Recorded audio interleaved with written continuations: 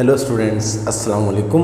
उम्मीद है आप सब खैरियत से होंगे। हमने फर्स्ट ईयर मैथमेटिक्स के लास्ट लेक्चर में एक्सरसाइज 7.2 का क्वेश्चन नंबर 2 तक कंप्लीट कर लिया था। आज हम करने के लिए जा रहे हैं इसी एक्सरसाइज के कुछ और क्वेश्चंस। स्टूडेंट्स, आप जानते हैं कि ये जो एक्सरसाइज 7.2 है ये बेस्ड है इस टॉपिक के ऊपर जिसका नाम है परम्यूटेशन। हमने लास्ट लेक्चर में और उससे पहले वाले लेक्चर में परम्यूटेशन की डेफिनेशन को बहुत डिटेल में किया था। तो जो स्टूडेंट्स मेरे इस लेक्चर को पहली दफ़ा देखें तो उन्हें चाहिए कि मेरी प्ले लिस्ट में जाके पहले प्रीवियस लेक्चर्स देख लें और फिर ये वाले लेक्चर्स देखेंगे तो उनको बहुत आसान लगेगा। चलिए स्टार्ट करते हैं। फार्मूला ऑफ परम्यूटेशन जैसा कि हम जानते हैं NPR बराबर होता है n factorial upon n minus r factorial. और अगर आपके पास रिपीटिशन है, डिजिट्स या अल्फ़ाबेट्स रिपीट हो रहे हैं या चीज़ें रिपीट हो रही हैं तो आप ये फार्मूला यूज़ करते हैं। यहाँ मैं लिख देता हूँ और NPR is equals to n factorial upon r factorial multiply by s factorial multiply by t factorial. तो स्टूडेंट इसको बहुत अच्छी तरह से आप देखिएगा। अब हमारे पास शुरू हो रहे हैं क्वेश्चन नंबर 3 से वर्ड प्रॉब्लम। तो वर्ड प्रॉब्लम दिखने में बहुत बड़े बड़े हैं इसीलिए मैंने पहले से लिखे हुए हैं, बट जब आप इनको समझ लेते हैं तो आंसर मैक्सिमम एक लाइन का होता है। ये मैं भी आपको प्रूफ कर रहा हूँ। देखिए question number 3 solution. Question number 3, what is question number 3? Find the number of different signals which can be made with 6 flags, 2 of which are white, 2 black and 2 red, all the 6 flags being used every time। कहता है तुम्हारे पास total 6 flags हैं। Total है हमारे पास 6 flags. और क्या लिखा हुआ है? उन 6 में 2 जो है वो क्या है? वाइट है। उन 6 फ्लैग्स में 2 जो है वो ब्लैक है और उन 6 फ्लैग्स में 2 जो है वो रेड है। अब वो कहता है तुम टोटल इनसे कितने डिफरेंट सिग्नल बना सकते हो। तो स्टूडेंट जैसा कि आपको नज़र आ रहा है 2 वाइट यानी कि W जो है वो 2 दफ़ा आ रहा है, 2 ब्लैक जो है वो 2 दफ़ा आ रहा है, 2 रेड जो है वो 2 दफ़ा आ रहा है। तो अगर रिपीटिशन आ रही हो तो हम ये वाले फार्मूला नहीं बल्कि हम ये वाला फार्मूला यूज़ करते हैं। तो टोटल आपके पास है 6 फ्लैग्स। तो टोटल को आपके पास किसको बोलते हैं? n को टोटल बोलते हैं। तो ये हो गया हमारे पास 6 फैक्टोरियल अपॉन वाइट कितने हैं? 2, तो ये हो जाएगा 2 फैक्टोरियल मल्टीप्लाई बाय ब्लैक भी कितने हैं? 2 है, इत्तेफाक की बात है, सारे सेम है। और रेड भी कितने हैं? 2, तो ये हो गया 2 फैक्टोरियल। तो so this is your answer, that's it. आपको इन सवालों में ज़्यादा काम, बहुत लंबे लंबे स्टेप्स नहीं होते। 2 लाइन्स 3 लाइन में आंसर ख़त्म हो जाता है, बट कॉन्सेप्ट क्लियर होना चाहिए। अब ये पूरी चीज़ आप अपने कैलकुलेटर में बहुत इजीली सॉल्व कर सकते हैं अगर आपको साइंटिफिक कैलकुलेटर का यूज़ आता हो। तो देखें आपने क्या करना है, बटन होता है फैक्टोरियल का, तो यह आ गया 6 फैक्टोरियल डिवाइड बाय 2 फैक्टोरियल फिर इंटू 2 फैक्टोरियल इंटू 2 फैक्टोरियल। तो हमारा आंसर आ गया 90। तो ये हमारे पास आ गए 90 और यही हमारा आंसर है। तो जो उसने बोला था आपसे find the number of different signals, आप कितने सिग्नल बना सकते हैं 6 फ्लैग से जिसमें 2 वाइट हों, 2 रेड हों और 2 ब्लैक हों। आप टोटल 90 सिग्नल बना सकते हैं। इसका आंसर चेक करते हैं बुक में क्या आ रहा है। 7.2 का क्वेश्चन नंबर 3, 7.2 का क्वेश्चन नंबर 3 90 आ रहा है, 100% करेक्ट। चलिए अब हम चलते हैं नेक्स्ट क्वेश्चन की तरफ, क्वेश्चन नंबर 4 की तरफ। देखते हैं कि क्वेश्चन नंबर 4 में हमसे क्या पूछा जा रहा है। Question number 4, in how many ways can 7 different books be arranged on a shelf? In how many of these ways will a specified book be at the centre at either end? Student sometime हम जब पूरा question पढ़ते हैं तो पूरा question पढ़ने का एक नुकसान भी होता है कि हम कंफ्यूज हो जाते हैं कि यार पता नहीं क्या क्या कह रहे हैं। लेकिन अगर हम क्वेश्चन को पार्ट्स में ब्रेक कर लें, टुकड़ों में डिवाइड कर लें, तो हमारा काम बहुत आसान हो जाता है। देखिए, सबसे पहले मैं इस क्वेश्चन का पहला पार्ट पढ़ता हूँ। ये हम कर रहे हैं सोल्यूशन क्वेश्चन नंबर 4। पहला पार्ट पढ़ता हूँ। इन how many ways can 7 different books be arrange on a shelf. आपके पास 7 बुक्स हैं, 1 3 4 5 6 7, 1 2 3 4 5 6 7, आपके पास 7 बुक्स हैं और वो 7 बुक्स वो कह रहा है इसको कितने वेज हैं अरेंज करने पर। तो वही बात, ये काउंटिंग प्रिंसिपल है, काउंटिंग प्रिंसिपल ही तो परम्यूटेशन होता है। तो पहले में 7 में से कोई भी एक आ जाएगा, फिर 6 में से, फिर 5 में से, फिर 4 में से, फिर 3 में से, फिर 2 में से और फिर 1। तो ये हो जाएगा आपका 7 फैक्टोरियल। और 7 फैक्टोरियल अगर आप कैलकुलेटर में निकालेंगे तो ये आ रहा है 5040। तो ये आपके पहले पार्ट का आंसर आ गया। चेक करते हैं इसको, पहले पार्ट का आंसर क्या है क्वेश्चन नंबर 4 का पार्ट, फर्स्ट पार्ट क्या है 5040, 100% करेक्ट। तो इसलिए पूरा क्वेश्चन पढ़ेंगे तो कंफ्यूज हो सकते हैं। पहला पार्ट पढ़ लिया, अब हम आगे पढ़ते हैं। अगला पार्ट नंबर 1 कहता है how many of these ways will a specified book be at the centre. कह रहे अगर इसमें से आप एक बुक को फिक्स कर दें, ये आपके पास है 7 बुक्स, 1 2 3 4 5 6 7, 1 2 3 1 2 3। तो ये जो है इस बुक को, एक बुक को आप सेंटर में फिक्स कर दें। फिक्स का मतलब है कि ये अब यहाँ से कहीं नहीं हट सकती, बाकी ये हट सकती हैं। तो अब आपके पास जो चीज़, याद रखिएगा स्टूडेंट्स, जो चीज़ आपके पास फिक्स्ड हो जाती है उसको आप परम्यूटेशन में काउंट नहीं करते। तो टोटल बुक्स आपके पास थी 7, लेकिन 7 में से एक बुक हो गई फिक्स्ड, तो आपके पास रह गई 6 बुक्स। अब जो भी अरेंजमेंट होगी, जो भी इसके नंबर ऑफ वेज बनेंगे वो इस बुक को छोड़ के बनेंगे। तो नंबर ऑफ वेज सिंपली क्या हो जाएंगे 6 फैक्टोरियल। और 6 फैक्टोरियल को अगर मैं कैलकुलेटर में निकालूं तो ये आ रहा है 720 और यही हमारा आंसर होगा। एक दफ़ा फिर बताता हूँ आपको कि अगर किसी ऑब्जेक्ट को, किसी नंबर को, किसी चीज़ को आप परम्यूटेशन का क्वेश्चन करते हुए फिक्स कर दें, यानी कि वो अपनी जगह से ना हटे, तो फिर उसको आप परम्यूटेशन में काउंट नहीं करते। यही वजह है कि 7 बुक्स हैं, 7 बुक्स हैं, 7 में से एक बुक फिक्स हो गई, तो अब हम इसको काउंट नहीं करेंगे और यही हमारा आंसर हो जाएगा। 7 में से एक बाहर कर दिया 6, और 6, अब इन 6 की ही डिफरेंट अरेंजमेंट बनेगी। तो डिफरेंट अरेंजमेंट बनेंगी 720। आंसर चेक करते हैं इसका, 720 आ रहा है, यस। अब हम करते हैं इसका पार्ट 2। अब पार्ट 2 में क्या करें, in how many of these ways will a specified book be at either and.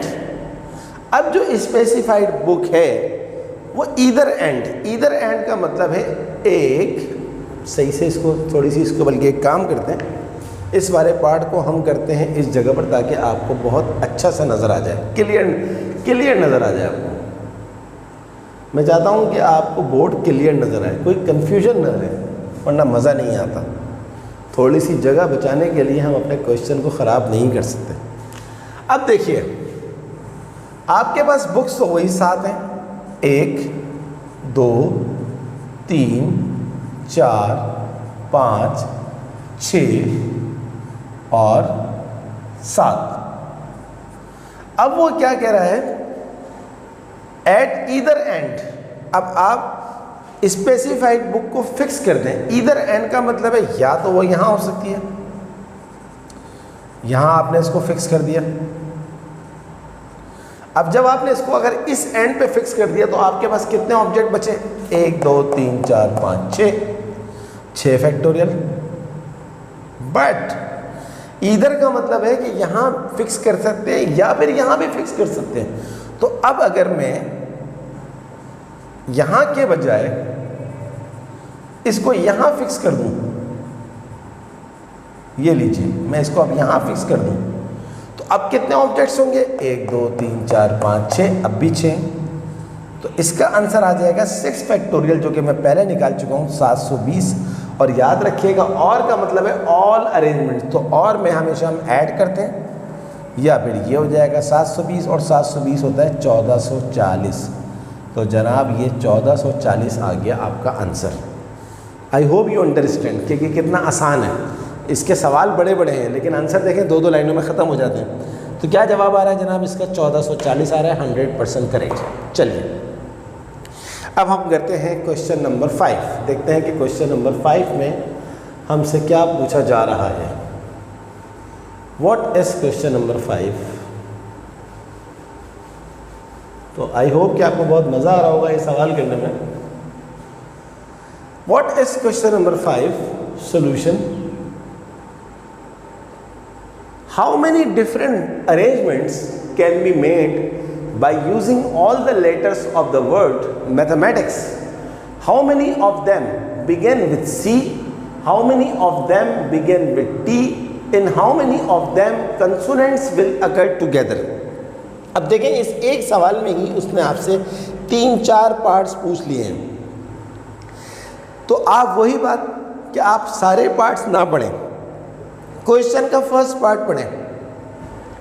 How many different arrangements can be made by using all the letters of the word mathematics? आगे कुछ भी पढ़ने की ज़रूरत नहीं है। कहता है एक वर्ड है मैथमेटिक्स, इसकी टोटल अरेंजमेंट कितनी बन सकती हैं? बहुत आसान है। आप जानते हैं इसमें कुछ रिपीट हो रहा है और कुछ रिपीट नहीं हो रहा। टोटल कितने हैं? 1 2 3 4 5 6 7 8 9 10 11। तो 11 फैक्टोरियल अपॉन ये वाला फॉर्मूला लगेगा, क्योंकि अगर लेटर्स या कोई चीज़ रिपीट हो रही हो तो ये लगता है, वरना डायरेक्ट ये लग जाता है। तो 11 फैक्टोरियल अपॉन, अब देखें कौन कौन रिपीट हो रहा है। सबसे पहले बात करते हैं m की। m आ रहा है 2 दफ़ा, तो यहाँ आ जाएगा 2 फैक्टोरियल मल्टीप्लाई बाय। अब बात करते हैं हम a की। a आ रहा है 2 दफ़ा, तो यहाँ आ जाएगा 2 फैक्टोरियल मल्टीप्लाई बाय। अब हम बात करते हैं t की। t आ रहा है 2 दफ़ा, तो ये हो जाएगा 2 फैक्टोरियल। और कोई चीज़ रिपीट हो रही है? नो, और कोई चीज़ रिपीट नहीं हो रही। तो बस अब आप इसको कैलकुलेटर से सिंप्लीफाई कीजिए, क्या आंसर आ जाएगा आपका? चेक करते हैं इसको। 11 factorial divide by 2 into 2 factorial 2 factorial 2 factorial 8 होता है, तो ये हो गया 4989600। 4989600 इसका आपका आ गया आंसर। इसका आंसर चेक करते हैं। 4989600 100% करेक्ट। चलिए अब हम करते हैं इसका अगला पार्ट। तो पहला पार्ट तो ख़त्म हो गया भाई, मैथमेटिक्स की अरेंजमेंट टोटल कितनी आ गई, कहाँ काम ख़त्म हो गया। अब हम बात करते हैं इस पार्ट की। How many of them begin with C. अब इसमें से अगर हम सी से शुरू करें, वो कहता है मैथमेटिक्स एम से शुरू होता है, बट वो कह रहा है कि आप सी से शुरू करो। सी से शुरू करने का मतलब क्या है कि ये चीज़ क्या हो गई, फिक्स्ड हो गई। अब ये अपनी जगह से नहीं हटेगा, क्योंकि वो कह रहा है सी से शुरू करो। तो जनाब अगर सी से शुरू करेंगे तो अब आपके पास कितने हो जाएंगे लेटर्स? टोटल थे 11, सी फिक्स्ड हो गया, बाहर कर दें, बाकी बचेगा 10 फैक्टोरियल अपॉन रिपीट वाले उसी तरह आ जाएंगे। एम 2 दफ़ा हो रहा है, टी 2 दफ़ा हो रहा है, ए 2 दफ़ा हो रहा है। तो सिर्फ और सिर्फ आपने सी को फिक्स कर दिया, कहानी ख़त्म हो गई। अब इसका आंसर निकालते हैं। 10 फैक्टोरियल डिवाइड बाय 8, 453600। देखते हैं इसका आंसर क्या आ रहा है। 453600 100% करेक्ट, यही आंसर आ रहा है इसका। सही है जनाब। अब बात करते हैं हम अगली चीज़ की। अगली चीज़ हमारे पास क्या है, अगला पार्ट, इसको भी देख लेते हैं।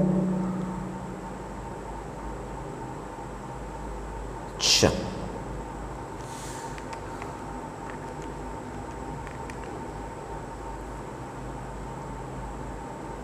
सही। अगला जो है इसका वो लिखा हुआ है। अब पहली चीज़ थी मैथमेटिक्स को अरेंज करें, आपने मैथमेटिक्स को अरेंज कर दिया। दूसरी चीज़ ये कि सी को फिक्स कर दें, सी को फिक्स कर दिया। अब अगली चीज़ क्या लिखी हुई है, how many of them begin with T. कहता है अब टी को फिक्स कर दें। अब आप जानते हैं टी जो है वो यहाँ पर 2 हैं, टी यहाँ पर कितने हैं, 2 हैं।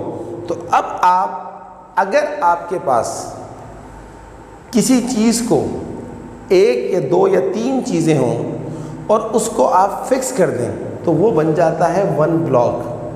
क्या बन जाता है, 1 ब्लॉक। यानी कि 1 ब्लॉक या इसको बोले 1 ऑब्जेक्ट, क्या बन जाता है, 1 ऑब्जेक्ट। तो अब आपके पास जो टोटल हैं वो है 11 और ये आपके पास जो टी हैं वो आ रहे हैं आपके पास कितने आ रहे हैं, 2 आ रहे हैं। लेकिन अब आपने इन 2 को एक एंटिटी समझ लें या एक आइडेंटिटी समझ लें, एक एंट्री समझ लें, तो ये एक ब्लॉक है या एक। अब ये 2 लेटर्स नहीं होंगे, सही है। तो इसको आपने 1, ये वर्ड याद रखिएगा कि ये फिक्स्ड हो गया है, ये फिक्स्ड है, बट इसको आपने 1 ब्लॉक कंसीडर करना है। तो टोटल आपके पास 11 लेटर्स हैं, 11 में से आपके पास एक ऑब्जेक्ट चला गया। एक ऑब्जेक्ट जाने का मतलब है अब भी 10 फैक्टोरियल आएगा अपॉन में, क्योंकि टी रिपीट हो रहा था और इसको आपने फिक्स कर दिया तो सिर्फ अपॉन में आएंगे एम वाले और ए वाले। एम आ रहा है 2 दफ़ा और ए आ रहा है 2 दफ़ा। मैं इस बात को फिर रिपीट करता हूँ, थोड़ा सा आपको समझने की ज़रूरत है कि फिक्स जब आपने सी को किया तो इसको आपने हटा दिया, सही है। जब आपने इसको हटाया तो आपके पास बहुत कॉमन सा सेंस था कि जी सी आपने हटा दिया, तो हटाने के बाद आपके पास क्या बन रहा है, 1 चला गया तो आपके पास 10 फैक्टोरियल है। अब आपके जहन में ये आएगा कि यार अगर 2 चला जाए तो फिर तो 9 फैक्टोरियल होगा। तो अब अगर आप 9 फैक्टोरियल करेंगे तो आपका आंसर जो बनेगा वो बनेगा 9 फैक्टोरियल से ये कुछ अजीब सा आंसर बन रहा है 9 फैक्टोरियल से। तो इसलिए आप इस बात को याद रखिएगा कि जब आप इसको एक ऑब्जेक्ट मानते हैं तो फिर हम उसमें से टोटल में से एक चीज़ कम करेंगे, दो टी कम करके इसको 9 नहीं करेंगे। ये बात आप याद रखिएगा फिक्स। अगर यहाँ पर तीन टी होते हैं, अगर यहाँ पर टी जो होते हैं वो 3 होते हैं, हाँ अगर डिफरेंट होते, अगर लेटर्स डिफरेंट होते तो फिर आप उसको 1 ऑब्जेक्ट तो बनाते, लेकिन फिर उसकी भी अरेंजमेंट कर दे। अब टी आगे आए, टी पीछे आए, टी आगे है, टी ये वाला टी पहले आ जाए, ये वाला टी पहले आ जाए, इससे कोई फ़र्क नहीं पड़ता। तो इसका आंसर क्या आ रहा है जनाब, फाइनली 10 फैक्टोरियल डिवाइड बाय 4 907200 907200, ये हमारा आ गया आंसर। चलिए अब हम करते हैं इसका लास्ट पार्ट। लास्ट पार्ट में देखते हैं क्या कहता है कि हमसे, how many of them consonant will occur together. देखिए what is consonant, what is not consonant. तो कंसोनेंट वो होते हैं, पहले मैं यहाँ लिख दूं, कॉन्सोनेंट्स वो होते हैं जो वॉवल नहीं होते। अब आप देखें इसमें वॉवल कौन कौन सा नहीं है, यहाँ लिख देते हैं। एम ये एक कॉन्सोनेंट आ गया, एम के बाद टी ये एक कॉन्सोनेंट आ गया, एच ये एक कॉन्सोनेंट आ गया, एच के बाद फिर एम ये एक कॉन्सोनेंट आ गया, फिर टी ये एक कॉन्सोनेंट आ गया, फिर सी ये एक कॉन्सोनेंट आ गया, फिर एस। 1 2 3 4 5 6 7, तो टोटल आपके पास 7 कॉन्सोनेंट्स हैं। मैं एक दफ़ा फिर बता रहा हूँ, कॉन्सोनेंट्स क्या होते हैं जो वॉवल नहीं होते। वॉवल क्या होते हैं, ए ई आई ओ यू। चलिए वो भी लिख देता हूँ मैं इधर। इस वाले केस के अंदर, इस वाले सवाल में वॉवल्स कितने हैं, ए पहला वाला, ए के बाद ये भी ई, ये भी वॉवल है, ई के बाद ए ये भी वॉवल है, ए के बाद आई ये भी वॉवल है। तो टोटल 11 लेटर्स हैं। 11 लेटर्स में से 7 कॉन्सोनेंट्स हैं और 4 वॉवल हैं। अब हम अपने सवाल को एक दफ़ा फिर देखते हैं। सवाल हमारा क्या है, how many of them consonants will occur together. अगर हमारे जो कॉन्सोनेंट हैं वो 7, वो कहता है अगर ये एक साथ आ जाए तो फिर हमारे पास क्या कितनी अरेंजमेंट बनेंगी। तो वही बात, जब भी वर्ड आ जाए एक साथ का या फिक्स का तो उसको हम वन ब्लॉक बना लेते हैं। तो यहाँ पर मैं लिख रहा हूँ